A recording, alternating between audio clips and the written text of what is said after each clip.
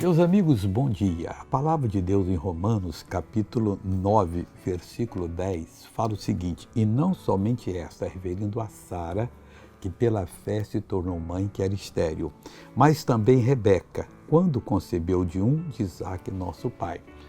Quando cita esses dois exemplos, é para nós vermos que qualquer milagre da Bíblia que aconteceu nos tempos bíblicos, com qualquer pessoa, pode acontecer com você. Se esse é o caso na sua família, no seu lar, pode crer. Se você orar, Deus dá a bênção.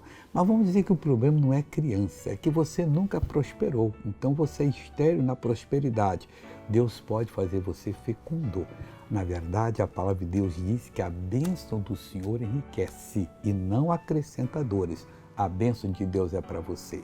Creia e a partir de agora comece a orar nesse sentido para você ter essa bênção que é muito importante para você e para o reino de Deus. Veja essa pessoa que foi abençoada. Estava com mais de um ano com a dor nesse joelho. O médico disse que é artrose, né? E a coluna estava travada de dor aqui. Agora, Não estou sentindo nada não. Senti, parece que destravou. Parece não, destravou. o que a senhora não podia fazer, que a senhora fez? Eu agachei. Não conseguia fazer. Não. E para andar com essa perna, como é que tá? Mancando. E manca igual. Agora, Nivalda, vem cá. Vem cá, me acompanha aqui, me acompanha aqui. E vamos todos dar a volta da vitória. E vamos... E aí, dona Nivalda?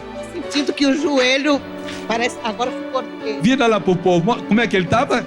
assim, ó. E agora? Esse joelho tava assim, ó. Ó. Oh, glória a Deus. Vamos orar agora. Pai, eu abençoo essa pessoa que entendeu e vai começar a partir de agora a orar de modo vitorioso. Eu amarro todo o mal que a perturba e mando que saia em nome de Jesus. Amém. Bom dia.